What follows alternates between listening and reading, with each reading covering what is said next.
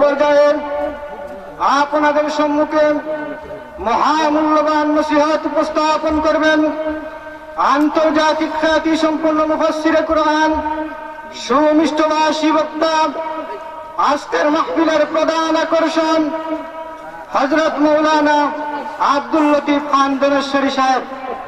হুজুরকে ওনার মহামূল্যবান নসিহত উপস্থাপন করার জন্য আহলে মজলিসের পক্ষ থেকে সবিনয় অনুরোধ করছি।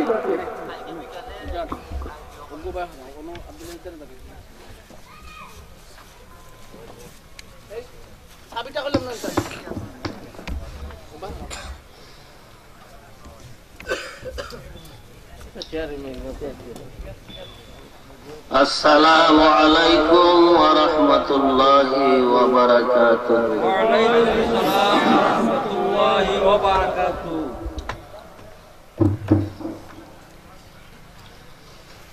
আউযু বিল্লাহি মিনাশ শাইতানির রাজীম। বিসমিল্লাহির রাহমানির রাহিম।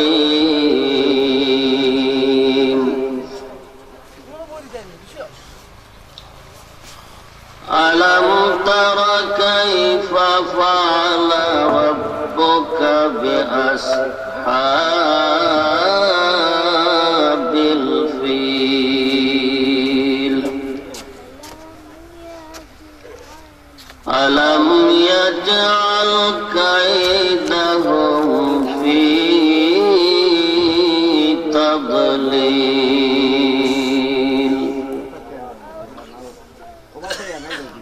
ওয়া আরসালা আলাইহিম তায়রান আবাবিল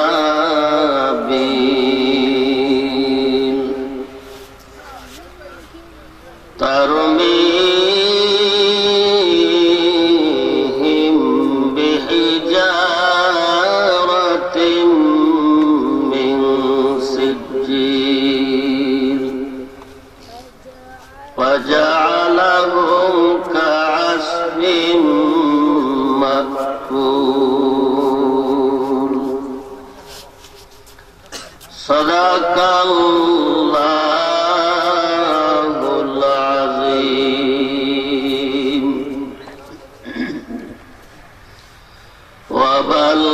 وبلغنا رسولنا الكريم صلوا عليه وسلموا تسليما.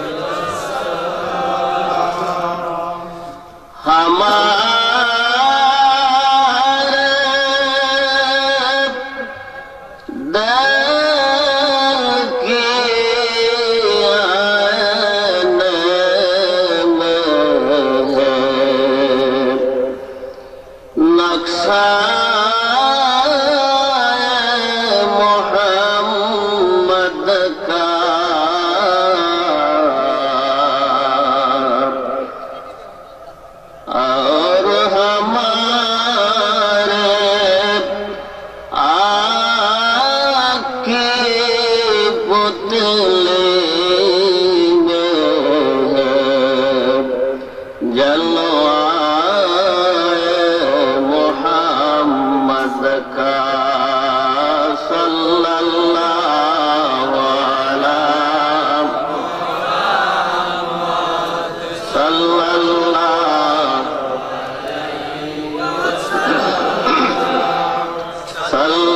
सल्लल्लाहु अला मुहम्मद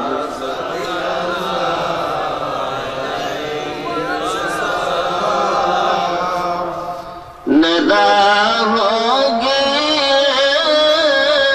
महशर में गुनाहगारों न घबराओ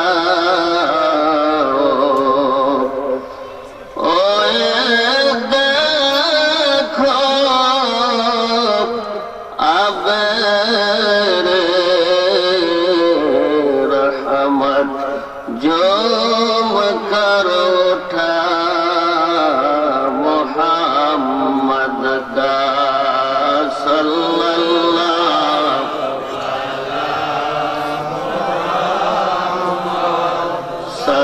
सल्लल्लाहु अलैहि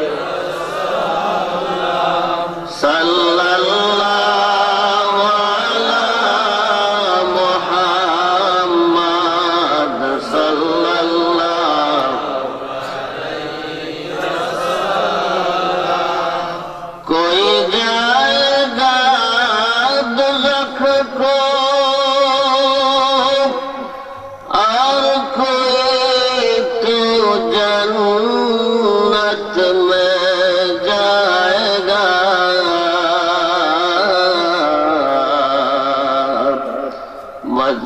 मदीने की तरफ मदीने की तरफ दौड़ेगा दीवाना मुहम्मद का सल्लल्लाहु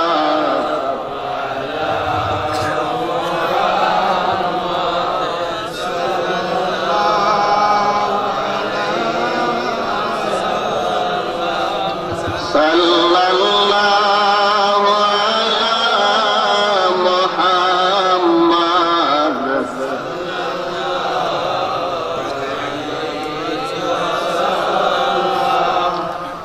बलगल उला बिकमालिही कशफत दुजा बिजमालिही हसनत जमीअ खसालिही सल्लु अलैहि लिही बलगल उला बिकमालिही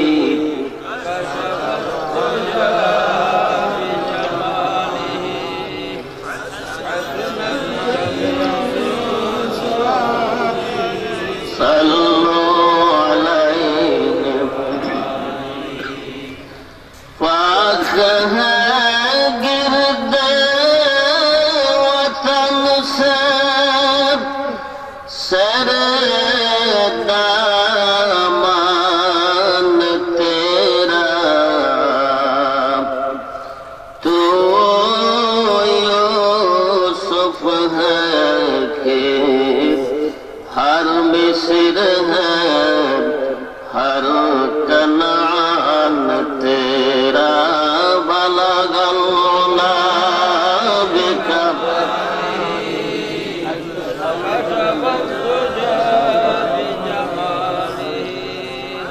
हसनत जमीअ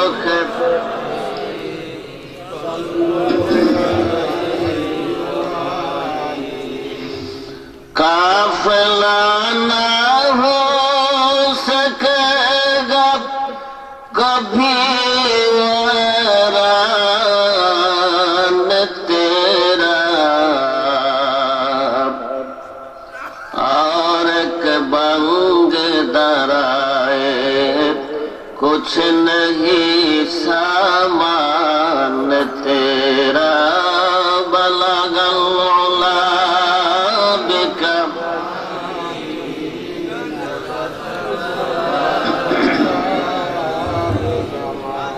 حسنت جميع خصاله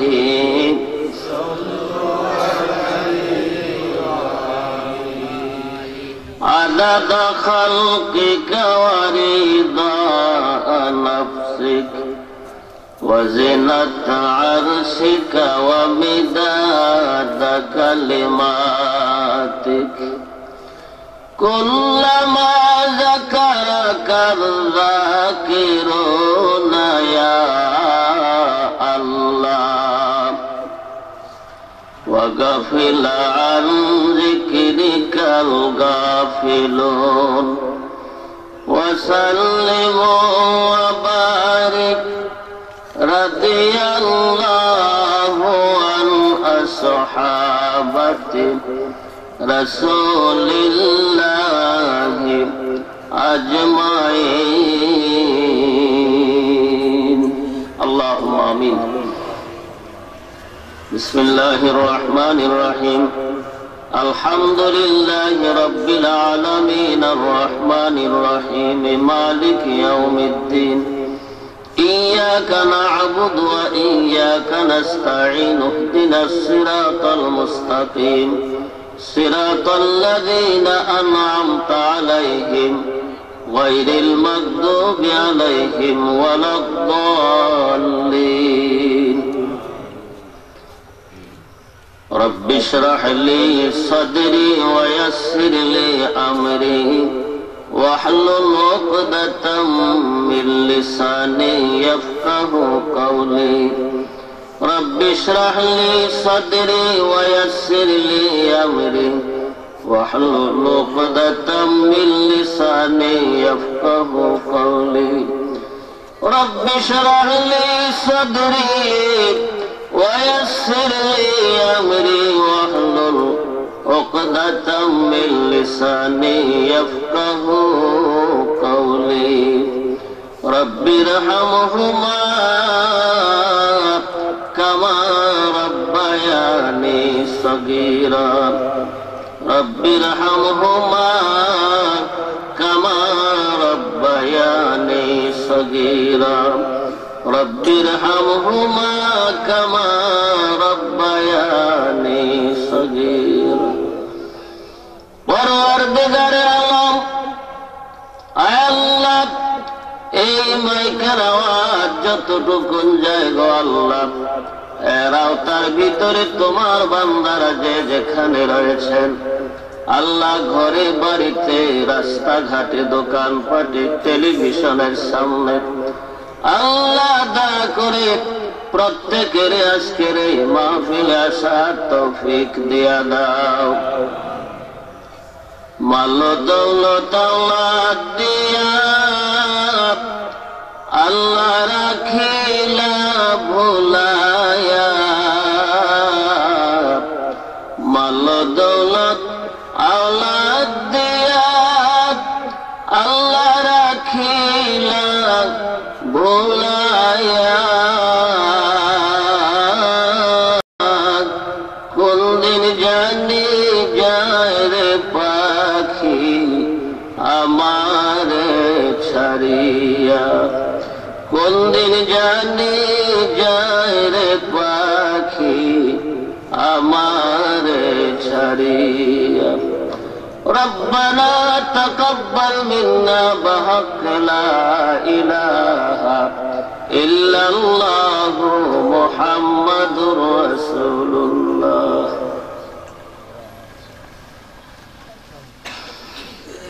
মাশাআল্লাহ দক্ষিণ কানিশাইল হযরত শাহ ফাত্তাহ রাহমাহুল্লাহ আলাইহি ইসলামী পরিষদ কর্তৃক আয়োজিত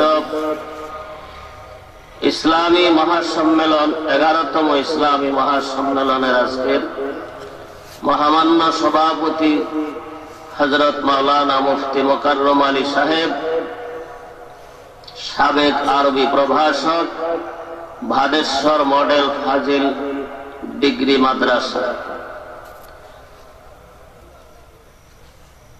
প্রধান অতিথি জনাব হযরত মাওলানা আবে আব্দুল্লাহ মোহাম্মদ আইনুল হুদা সাহেব, খতিব আহলে বাইত, কেন্দ্রীয় জামে মসজিদ, আমেরিকা। মাহফিলের বিশেষ আকর্ষণ হযরত মাওলানা নেসার আহমদ সাহেব চট্টগ্রামী, মুআজ্জাজ উলামায়ে কেরাম, উপস্থিত সম্মানিত সুধী মণ্ডলী, পর্দার অন্তরালের মা ও বোনেরা, আমরা সকলে আল্লাহ পাকের দরবারে শুকরিয়া আদায় করি যে আল্লাহ আমাদেরকে মানুষ বানিয়েছেন। পড়ি আলহামদুলিল্লাহ। আর একটু মহাব্বতে পড়ি আলহামদুলিল্লাহ। মানুষ আল্লাহ তাআলার সেরা সৃষ্টি। দুনিয়াতে আল্লাহ যত জীব জানোয়ার, পশু পাখি, কীট পতঙ্গ, প্রাণী সৃষ্টি করেছেন, সকলের মধ্যে মানুষ শ্রেষ্ঠ। ঠিক কিনা? আল্লাহর কাছে মানুষের দাম বেশি। দুনিয়ার যত নেয়ামত, ভোগ বিলাস সব মানুষের জন্য। কার জন্য? মানুষের জন্য। आदमी आदा दाई बाजब मुसलमा कर दाई, आदमी आदा दाई बाजब मुसलमा कर दाई, आय खुदा कुर्बा सवब में हिसाब रेसा कर दाई, आय खुदा कुर्बा सवब में हिसाब रेसा कर दाई। মুফতি মোহাম্মদ শফি রহমতুল্লাহ আলাইহি পাকিস্তানের করাচিতে বসবাস করতেন। তার জন্ম ভারতের উত্তরপ্রদেশের দেওবন্দ জেলায়। পাশে আরেকটা জেলা জৌনপুর, এখানে জন্মগ্রহণ করেন মরহুম মাওলানা কেরামত আলী জৌনপুরী রহমতুল্লাহ আলাইহি। ব্রিটিশদের হাত থেকে স্বাধীনতা লাভের পর 1946 সালের পরে মুফতি শফি সাহেব ভারত থেকে হিজরত করে পাকিস্তানে চলে যান। তিনি তাফসিরে মারিফুল কোরআন, একটা বিরাট তাফসির লিখেছেন। তার সুযোগ্য সাহেবজাদা পাকিস্তানের ভূতপূর্ব সাবেক চিফ জাস্টিস ছিলেন, প্রধান বিচারপতি ছিলেন মাওলানা মুফতি মোহাম্মদ তকি উসমানী। আলেমেরা চিনেন, জানেন। তো এই মুফতি শফি সাহেব রহমাতুল্লাহ আলাইহি তিনি বলেছেন মানুষ সম্পর্কে, আদমি আদা দাই বাজম মুসলমা কর দাই,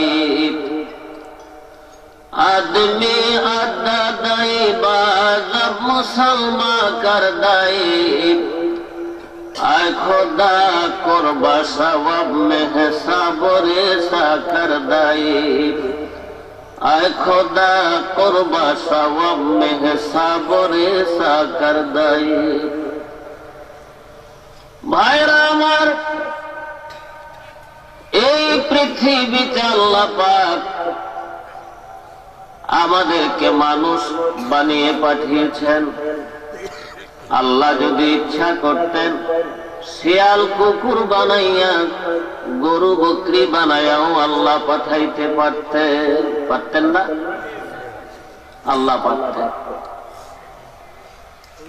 কিন্তু আল্লাহ পাক তিনি দয়া করে মানুষ বানিয়েছেন। এই জন্য যদি আমি আপনি আল্লাহ পাকের কুদরতি পায়ে সেজদায় পড়ে থাকি, আর আল্লাহ যদি আমার আপনার হায়াতকে লম্বা করে কিয়ামত পর্যন্ত বাড়াইয়া দেন, আমরাও যদি কিয়ামত পর্যন্ত সেজদায় পড়ে থাকি, তাইলে আল্লাহ যে কেবল মানুষ বানিয়েছেন এই শুকরিয়া শেষ হবে না। সুবহানাল্লাহ। শুধু মানুষ বানিয়েছেন। মানুষকে আল্লাহ দুই প্রকারের কান, দুই প্রকারের চক্ষু দান করেছে। সুবহানাল্লাহ। অন্যান্য জীব জানোয়ারকে আল্লাহ পাক শুধু এক প্রকার করে চক্ষু আর কান দিয়েছে, মানুষকে কয় প্রকার দিয়েছে? কথা বলেন, আরো জোরে বলেন। দুই প্রকার। অন্যান্য জীব জানোয়ারকে সামনে যে আমরা চোখে দেখি এরকম চামড়ার চোখ দিয়েছেন, চামড়ার কান দিয়েছেন, আমাদেরকে দিয়েছেন। কিন্তু বিশেষভাবে আল্লাহ আমাদেরকে, মানুষকে আল্লাহ পাক দুইটা অন্তরের চক্ষু, দুইটা অন্তরের কান দান করেছেন। সুবহানাল্লাহ। এটা আল্লাহ পাক নিজে বলেছেন, ওয়ালাহুম আযানুন লা ইয়াসমাউনা বিহা ওয়ালাহুম আয়ুনুন লা ইউবসিরুনা বিহা। আল্লাহ বলেন যে আমি তাদেরকে দুইটা করে কান দিয়েছি, কান দিয়ে তারা শোনে না, দুইটা করে চক্ষু দিয়েছি, এই চক্ষু দিয়ে তারা দেখে না। উলাইকা কাল আনআম, যাদের অবস্থা এই যে আমার দেওয়া চক্ষু দিয়া দেখে না, কান দিয়া শোনে না, তারা ওই চতুষ্পদ জানোয়ারের মতো। কোন চতুষ্পদ? গরু, ছাগল আছে না আপনাদের দেশে? শেয়াল, কুকুর। আল্লাহ পাক বলেন তারা এই গরু ছাগলের মতো। বালহুম আদাল, আল্লাহ বলেন। এরপর আল্লাহ বলেন যে বরং গরু ছাগল না, শুধু গরু ছাগল শিয়াল কুত্তার চাইতে আরো খারাপ। কে বলছে? রাগ করেন না ওর সাথে, একটু কথা বললেন। কে বলছেন? আল্লাহ বলছেন। কথাটা অনেক কঠিন হয়ে গেল। একবার বলছেন শিয়াল কুকুরের মতো, আবার বলছেন শিয়াল কুকুরের চেয়ে আরো খারাপ, আরো নিকৃষ্ট। আমরা যদি একটু আমাদের দিকে দৃষ্টি দেই তাহলে আল্লাহর কথাটার সত্যতা আমরা দেখতে পাই। কিরকম? 2 মাস আগে ঢাকা টঙ্গীর শিউলি নামের একজন মেয়ে লোক, 35 বছর বয়স।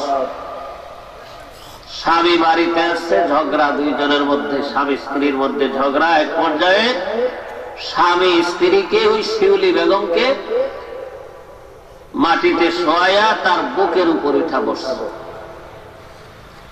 বৈশা চামচ দিয়া তার দুইটা চক্ষু খুলছে, বাহির করছে। এরপরেও তার ক্রোধ থামে নাই। চোখ দুইটা তোলার পরে চোখের ভিতরে কোটরের মধ্যে যে গোস্ত আছে, গোস্তগুলি চামচ দিয়া পুরাইয়া তারপরে বাইর করছে। এখন যদি কোন মানুষের মধ্যে যদি আসলে মানবিকতা থাকতো, মনুষ্যত্ব থাকতো, এটা কি তার পক্ষে সম্ভব? জোরে বলেন, সম্ভব? সম্ভব। গত 1 সপ্তাহ আগের চিটাগাঙ্গের এক মহিলা, তার স্বামী সৌদি আরব প্রবাসী, বাড়িতে দেবর বুঝেন, স্বামীর ছোট ভাই। তো ছোট ভাই মনে করছে ভাই তো বিদেশ, আমি ভাবির একটা প্রস্তাব দিয়ে দিছি। তো দেবরে ভাবিকে কুপ্রস্তাব দিচ্ছে। কুপ্রস্তাব তো বুঝেন, কুপ্রস্তাব দিচ্ছে। ভাবি ভালো মানুষ, সতীসাধ্বী মেয়ে মহিলা, তিনি দেবরের কুপ্রস্তাবে রাজি হন নাই। রাজি না হওয়াতে দেবর কি করলো? ধারালো একটা ছুরি দিয়া ভাবির বুক, মানে স্তন দুইটা ধারালো ছুরি দিয়া কাইটা দিল, কাইটা আলাদা করে দিল। এখন আপনারা বলেন, কোন মানুষের পক্ষে কি আসলেই সম্ভব? শিয়াল কুকুরও তো এগুলি করবে, কুত্তাও তো একটা কুত্তার উপর এরকম অত্যাচার করে, ঠিক কিনা? তাইলে আল্লাহ যে বললেন শিয়াল কুত্তার চাইতে আরো খারাপ, ঠিক কইছেন না? ঠিক কইছেন।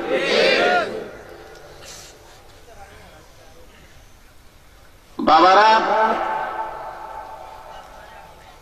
এই সখন আজ গোসে দিল বায়াদ সানুদ سکن از گوش دل باید شنود گوش گل ایجا ندارد هیچ سود گوش گل ایجا ندارد هیچ سود گوش گل باب جمله های حمد و ماست گوش گل باب جمله های حمد و ماست گوش دل مخصوص نسل آدم است گوش دل مخصوص نسل آدم است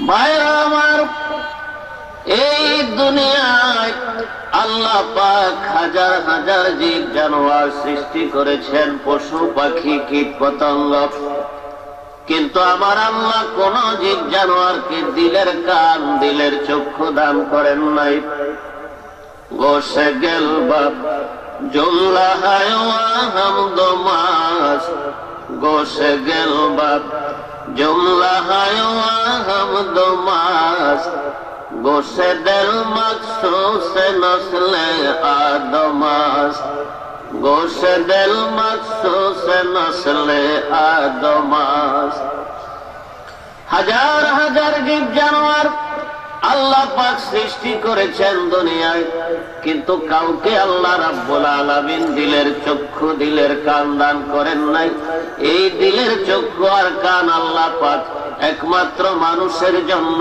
খাস করে দিয়েছে সুবহানাল্লাহ শুধু মানুষকে দিলের কান দিলের চক্ষু দিয়েছেন এজন্য মানুষ সত্য মিথ্যা বুঝে ন্যায় অন্যায় বুঝে ঠিক কিনা সঠিক বেঠিক মানুষ বিচার করতে পারে এই মানুষের মধ্যে আবার পার্থক্য আছে না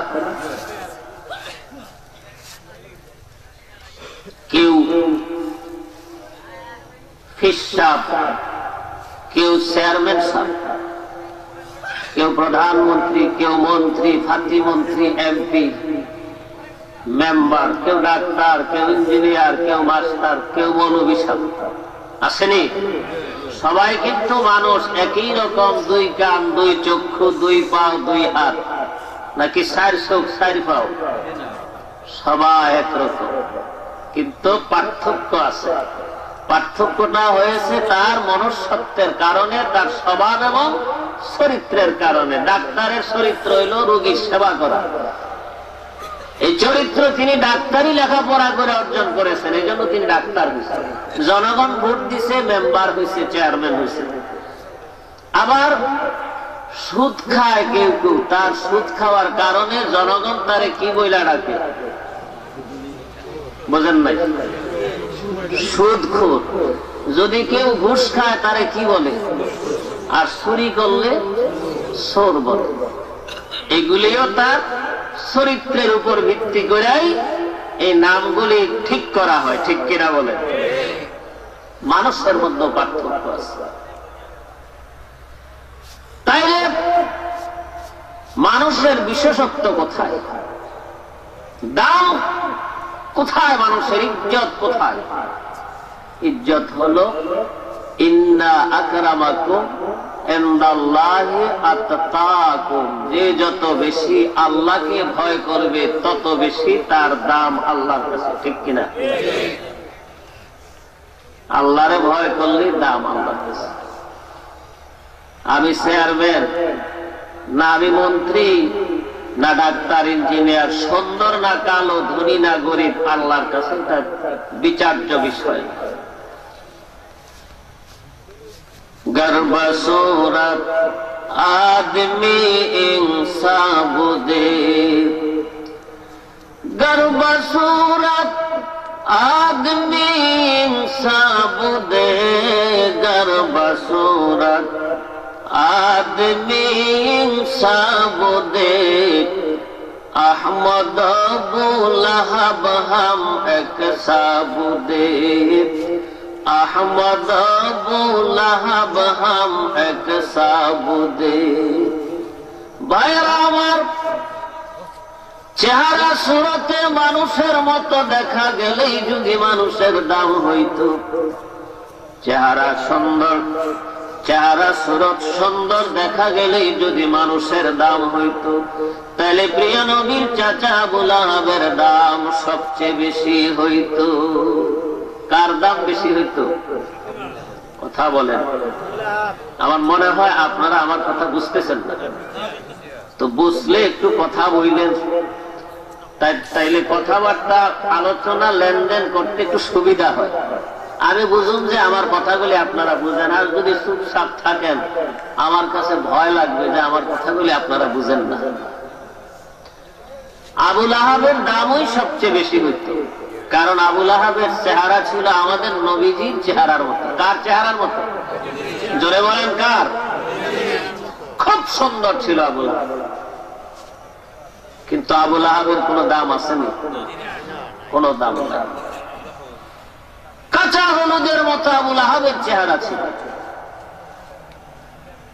দেখুন আবু লাহাব কত সুন্দর, এইটা বুঝতে হইলে নবীজি কত সুন্দর ছিলেন তা বুঝতে হবে। খোদা দর ইন্তজারে হামদে মানিস, খোদা দর ইন্তজারে হামদে মানিস, মোহাম্মদ চশমে বারায়ে সনানিস, মোহাম্মদ চশমে বারায়ে সনানিস। এক সময় আমার আল্লাহ একা ছিলেন, আল্লাহ ছাড়া কেউ ছিল না। এই দক্ষিণ কানিসাই এই গ্রামও ছিল না, দুনিয়ার কিচ্ছু ছিল না, দুনিয়াও ছিল না। পাহাড় পর্বত ছিল না, সূর্য চন্দ্র কিচ্ছু ছিল না। কান আল্লাহু ওয়ালাম ইয়াকুম মাহু শাইউন, আল্লাহ ছিলেন কিন্তু তার সাথে আর কেউ ছিল না। ছিলেন কেবল কে? জোরে বলেন কি? আল্লাহ। আল্লাহ একা ছিলেন। তাফসিরে রুহুল মাআনির মধ্যে আল্লামা মাহমুদ আলুসি রাহমাতুল্লাহ আলাইহি একটা হাদিস তিনি উল্লেখ করেছেন, হাদিসে কুদসি, যে আল্লাহ পাক বলেন কুনতু কানজাম মাকফিয়া, আমি ছিলাম গোপন সম্পদ, অজানা অচেনা অজ্ঞাত গোপন বস্তু। জোরে কোন সুবহানাল্লাহ। ফারাতু আন উরাফু, আমার মধ্যে ইচ্ছা জাগলো যে আমি নিজেকে পরিচিত দেব, নিজের পরিচয় পেশ করবো। কার কাছে পরিচয় পেশ করবেন? কেউ তো নাই, আল্লাহ ছাড়া কেউ নাই, ঠিক কিনা বলে? আল্লাহ ছাড়া কেউ নাই, কার কাছে আল্লাহ পরিচয় দেবেন? ফাখালাকতুল খালকা, এই মর্মে আমি সৃষ্টির সূচনা করলাম। সুবহানাল্লাহ। ভাইরা আমার, সৃষ্টির সূচনাতে আল্লাহ পাক সর্বপ্রথম সৃষ্টি করলেন নূরে মুহাম্মদী, আয় রূহে মুহাম্মদী সাল্লাল্লাহু আলাইহি ওয়াসাল্লাম। এই নূরে মুহাম্মদী বানাইয়া আল্লাহ রাব্বুল আলামিন তার বাম হাতের তালুর মধ্যে রাখলেন একাধারে 40 লক্ষ বৎসর। সুবহানাল্লাহ। কোথায় রাখলেন? কয় বছর? 40 লক্ষ বছর। এই 40 লক্ষ বৎসর পর্যন্ত মহান আল্লাহ রাব্বুল আলামিন রূহে মুহাম্মদী বা নূরে মুহাম্মদীর জিকির করলেন, ইয়া মুহাম্মদ, ইয়া মুহাম্মদ, ইয়া মুহাম্মদ বলে বলে। সুবহানাল্লাহ। কিন্তু 40 লক্ষ বৎসরের নূরে মুহাম্মদীর থেকে কোনো আওয়াজ আসে নাই, কোনো সাড়া শব্দ আসে নাই। এরপরে আমার আল্লাহ পাকের 2 চক্ষু থেকে আফসোসের সাথে 2 ফোঁটা চোখের পানি নূরে মুহাম্মদীর উপর যখন পড়ে, অমনি নূরে মুহাম্মদীর থেকে আওয়াজ আসে ইয়া আল্লাহ বলে। সুবহানাল্লাহ। এরপর আল্লাহ জিকির করেন ইয়া মুহাম্মদ ইয়া মুহাম্মদ, আর মুহাম্মদ সাল্লাল্লাহু আলাইহি সাল্লাম জিকির করেন ইয়া আল্লাহ বলে। জোরে বলি সুবহানাল্লাহ। আরেকটা হাদিসে আছে আউয়ালু মা খালাকাল্লাহুল কালাম, আল্লাহ পাক সর্বপ্রথম কলম সৃষ্টি করেছে। কি সৃষ্টি করেছে? আচ্ছা, আপনাকে কি কষ্ট হয়? কথা বললেন একটু, হা হু শব্দ করেন। প্রথম আল্লাহ কি বানাইছেন? কলম। তো কলমের কাজ কি? মাটি কাটা? তো কি? লেখা। তো কলম হইলেই লেখা হয় না, লেখবেন কিসে? কাগজে। এরপর আল্লাহ বলাইলেন লৌহ। লৌহ মানে বালহুয়া কুরআনুম মাজিদুম ফি লৌহিম মাহফুজ। এটা ওই কোরআন, যেই কোরআন লৌহে মাহফুজে অর্থাৎ সংরক্ষিত তখতার মধ্যে রক্ষিত। জোরে কোন সুবহানাল্লাহ। লৌহ বানাইলেন মানে তক্তা, মানে কাগজ। জোরে বলি সুবহানাল্লাহ। তার কাগজ আর কলমের কাম হইল লেখালেখি করা। সুবহানাল্লাহ। ভাইরা আমার, আল্লাহ পাক কলম সৃষ্টি করে কাগজ বানাইলেন। কাগজ বানাইয়া আল্লাহ পাক কলমকে হুকুম করলেন উক্তুব, লেখ। কলম জিজ্ঞেস করে আল্লাহ মা আক্তুব, কি লিখবো? আল্লাহ রাব্বুল আলামিন বলেন লেখো তুমি সৃষ্টির শুরু থেকে কিয়ামত পর্যন্ত যত মানুষ আসবে, যত কীট পতঙ্গ সৃষ্টির যত প্রাণী আসবে, যা কিছু ঘটবে, যা কিছু হবে, সমস্ত কিছুর বিবরণ তুমি লেখো। সুবহানাল্লাহ। এরপর আল্লাহ আরশ বানাইলেন, কুরসি, সাগর, মহাসাগর, আসমান, জমিন সব কিছু আমার আল্লাহ পাক বানাইলেন। আর সে আজিমের ডান কিনারে নূরে মুহাম্মদীকে একটা তারকার আকৃতি দিয়ে আমার আল্লাহ ঝুলায় রাখলেন। সুবহানাল্লাহ। এরপর আল্লাহ পৃথিবী বানাইলেন। তারপর আল্লাহ ইচ্ছা করলেন পৃথিবীতে মানুষ বানাইবেন। ওয়া ইয ক্বালা রাব্বুকা লিল মালাইকাতি ইন্নী জাইলুন ফিল আরদি খলিফা। পৃথিবীতে খলিফা পাঠাইবেন। খলিফা মানে পুরান কাপড় সিলাইন না, দর্জি না। আমাদের সব আমার কুমিল্লা করার হাফ প্যান্ট সিলাই, পুরান হাফ প্যান্ট সিরা গেলে গোলা ফিনে মেয়ে লোকের কাপড় টাপড় লুঙ্গি সিরা গেলে সিরা কাপড় যে সিলা হেরে খলিফা করে। আসলে কি খলিফা এটা? খলিফা হইলে আরবি শব্দ, বাংলা হইল ইংরেজিতে রিপ্রেজেন্টেটিভ, বাংলাতে প্রতিনিধি। যেমন মহামান্য 9 বছরের যিনি প্রেসিডেন্ট ছিলেন রাষ্ট্রপতি হোসেন মোহাম্মদ এরশাদ, বাংলাদেশের প্রধানমন্ত্রীর শুভেচ্ছা প্রতিনিধি, শুভেচ্ছা দূত। এইরকম তো ফেরেশতারা বললেন আল্লাহ ওয়া নাহনু নুসাব্বিহু বিহামদিকা ওয়া নুকদ্দিসু লাক। ফেরেশতারা বলে আল্লাহ, ওই প্রতিনিধির কথা শুনেই ফেরেশতারা অনুভব করতে পারছে তো স্বাধীন সত্তা যারা প্রতিনিধি হবে, রাষ্ট্রদূত বা রিপ্রেজেন্টেটিভ হবে, তারা সম্পূর্ণ স্বাধীনতা লাভ করবে। আর যে স্বাধীনতা লাভ করবে সে আকামও করতে পারবে, ভালো কামও করতে পারবে। ফেরেশতারা বললেন আল্লাহ, এমন এক সৃষ্টির কথা তুমি চিন্তা করছো যারা দুনিয়ায় মানুষের উপর আঘাত করবে, মানুষের কোবাকুবি করবে, কিলাকিলি করবে, একজন আরেকজনের বাড়িতে আগুন জ্বালায়া দিবে, গাড়ির মধ্যে পেট্রোল বোমা মারবে, আর মানুষকে ধৈরা ধৈরা কবুতরের মতো জবাই করবে।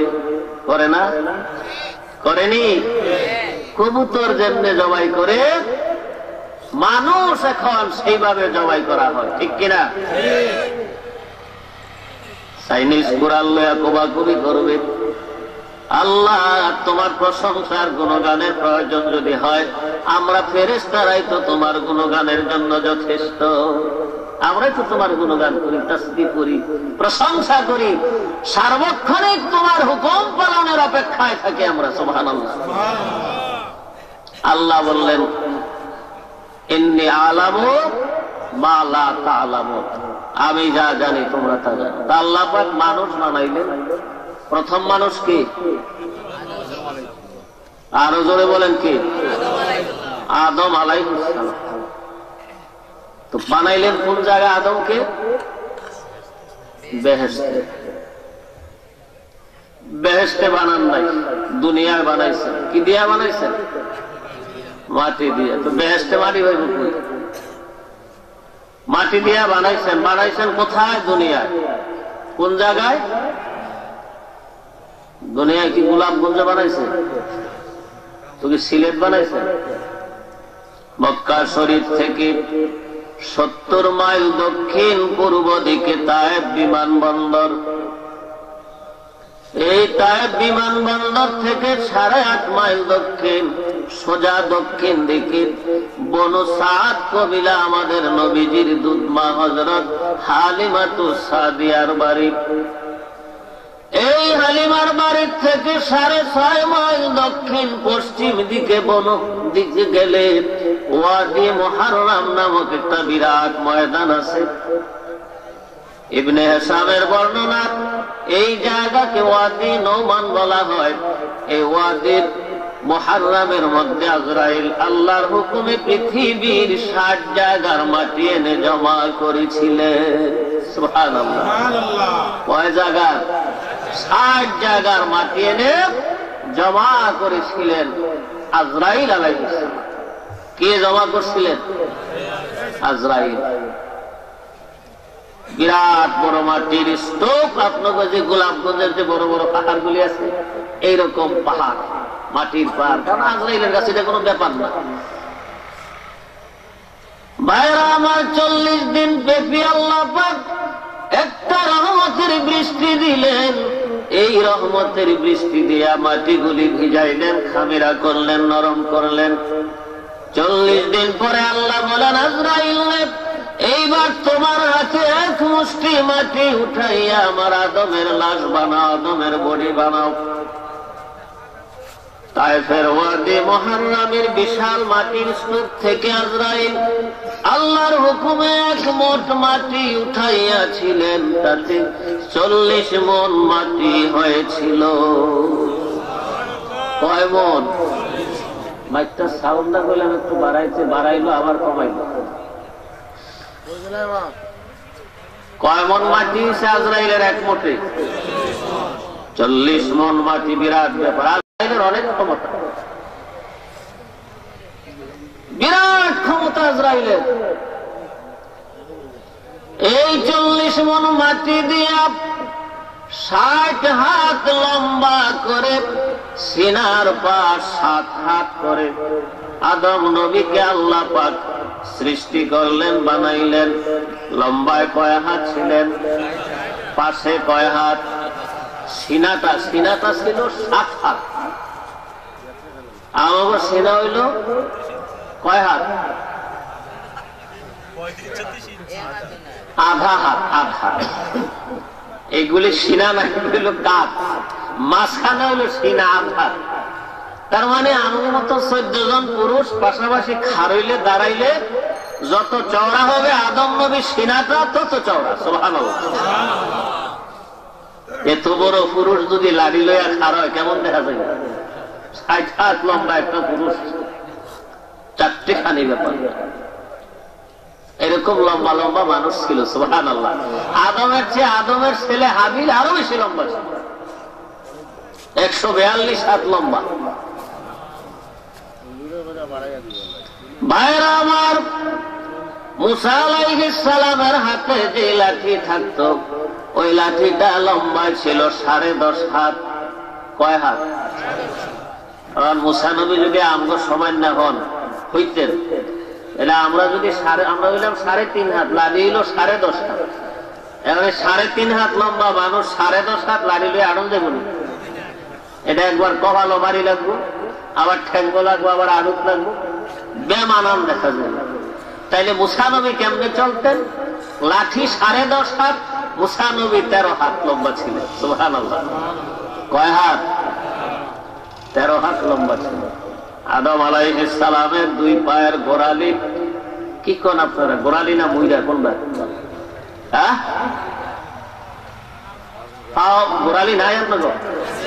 আছে আছে। কি কোন গোড়ালি? কয় এই গোড়ালি আপনার কতটুকুন চড়া হবে? 2 ইঞ্চি। কিন্তু আদম আলাইহিস সালামের 2 পায়ের গোড়ালি গুলি 1.25 ফুট চওড়া ছিল। সুবহানাল্লাহ। চওড়া ছিল 1.25 ফুট। আর আদম নবীর 2 পায়ের পাতাগুলি লম্বা ছিল 5.5 ফুট লম্বা। কয় ফুট? 5.5 ফুট লম্বা ছিল আদমের 2 পায়ের পাতা। আমি 5.5 ফুট লম্বা না, তা আমি শুইলে যত লম্বা দেখা যাইব, আদম নবীর পায়ের পাতাগুলি 1 চার লম্বা। একটু খটকা লাগে আর কি, এত বড় লম্বা পায়ের পাতা কেমন দেখা যায়। এই জুতা পাইছে, এই জুতা তো কান্দ করেও না যেত না, মাল গাইতে করতে। এগুলি কোন বানানো কথা না বাবা। আপনি যদি ইচ্ছা করেন, আদম নবীর 2 পায়ের ছাপ এখনো আছে, আপনি টুরিস্ট ভিসা লইয়া যান, ঠিকানা দেয়া দেয় আপনার শ্রীলঙ্কার রাজধানী কলম্বো থেকে 243 মাইল দক্ষিণ উত্তর পশ্চিম দিকে শ্রীপাড়া নামক রাজ্যের মাউন্ট অফ এডাম বা এডাম পিক বা আদমের চূড়া বা আদমের পাহাড় আছে। এই আদমের পাহাড়ের উপরে আল্লাহর হুকুমে জিবরাইল প্রথম যেই দিন পৃথিবীতে আদম নবীকে নিয়ে আসলেন, ওই এডাম পিক বা আদমের চূড়া বা আদমের পাহাড়, ওই পাহাড়ের উপর জিবরাইল আদমকে খাড়া করিয়েছিলেন। যেই জায়গায় আদম নবী প্রথম দুনিয়ায় দাঁড়িয়েছিলেন পাহাড়ের উপর, ওই পাহাড়ের উপর আদম নবীর 2 পায়ের দাগ পড়ে গিয়েছিল। আপনি গেলে এখনো দেখবেন আদম নবীর 2 পায়ের দাগ আজও পর্যন্ত আছে।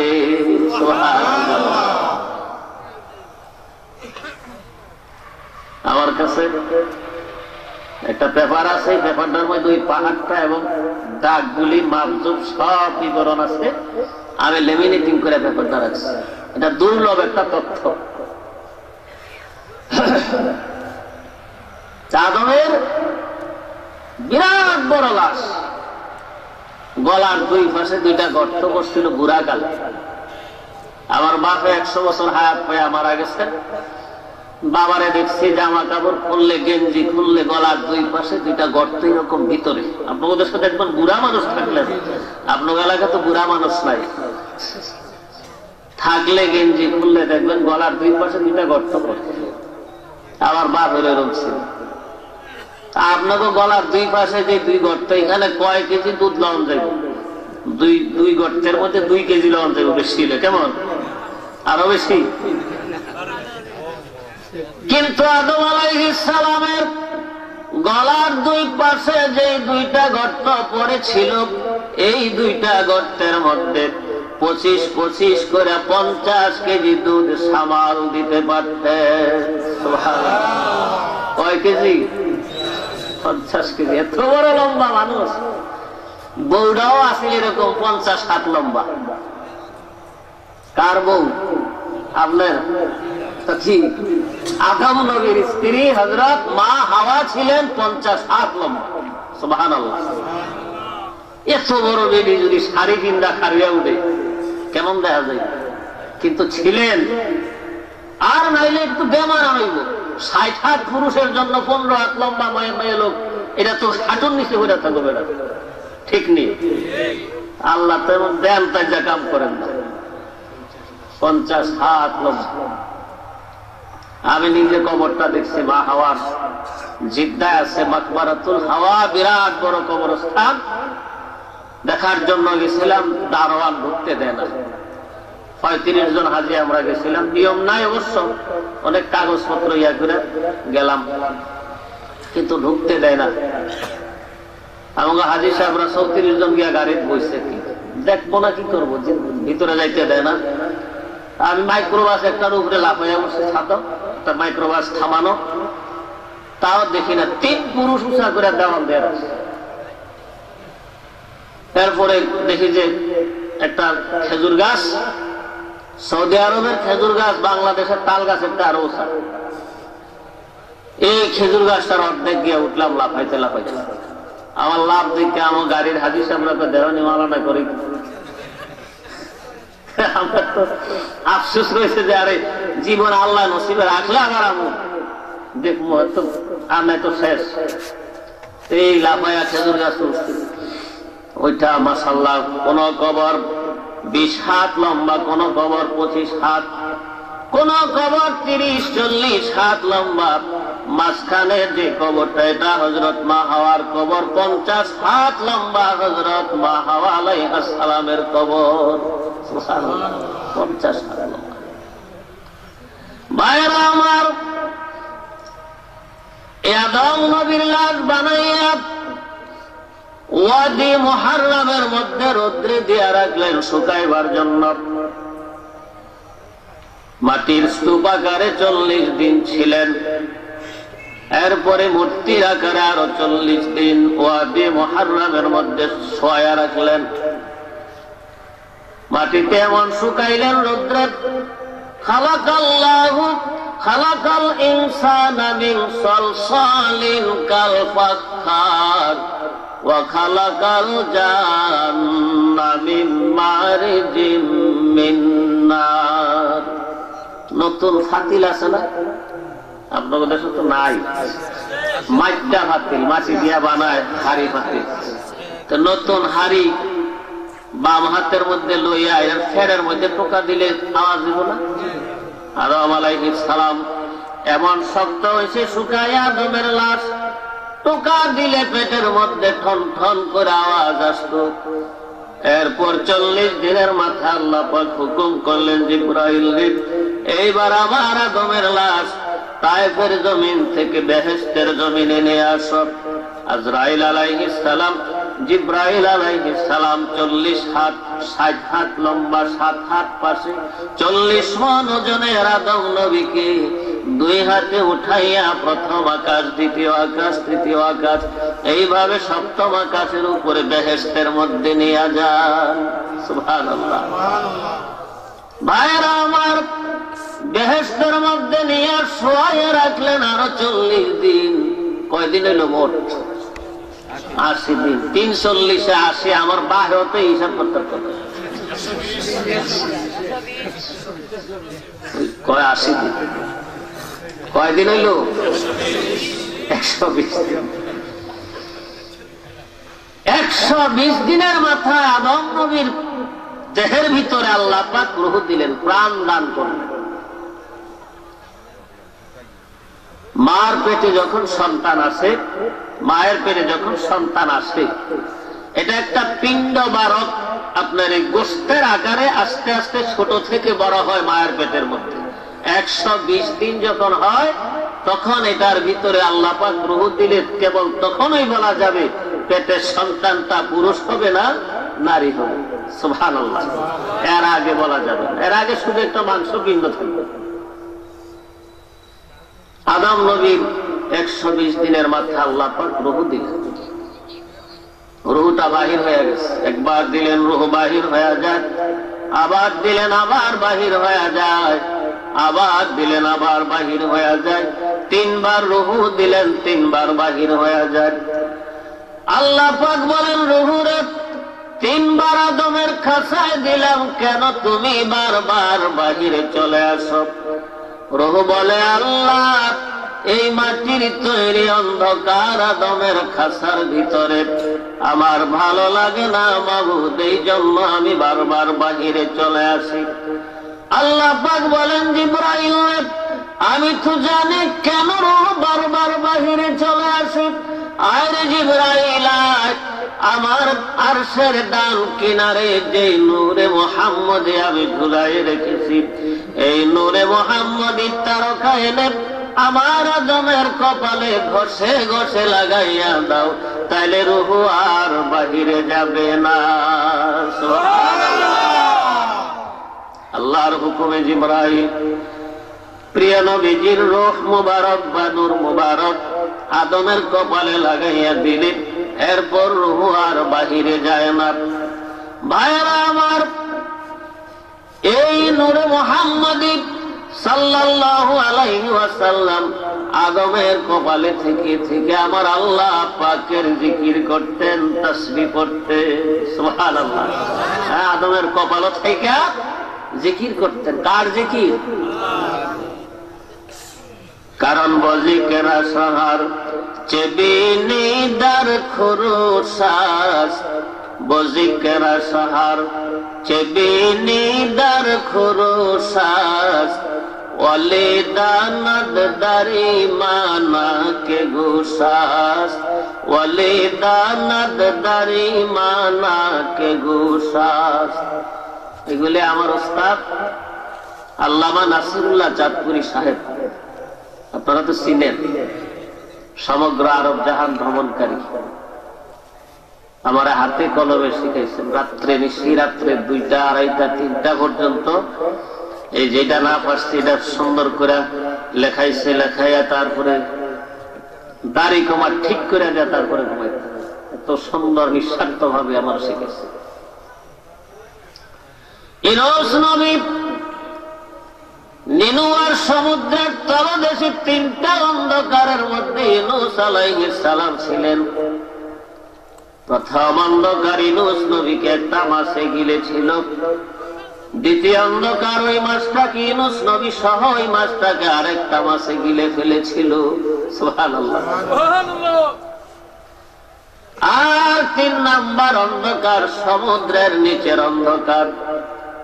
অন্ধকারের মধ্যে ইউনূস নবী শোনেন কে যেন, কারা যেন হাজার হাজার লক্ষ কণ্ঠে সমুদ্রের তলে আল্লাহ পাকের জিকির করে।